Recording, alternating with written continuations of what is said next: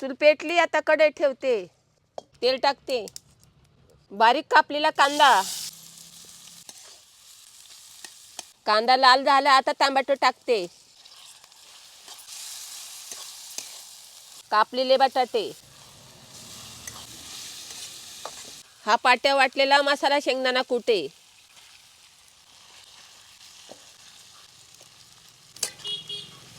चांगलं परतून घ्यायचं. शेंगदाण्याचा मसाला वाटलेला आहे. आता या बोंबला घेवड्याच्या शेंगा टाकीते, हे मसाल्याचं पाणी आहे, हे चांगलं हलवून घ्यायचं.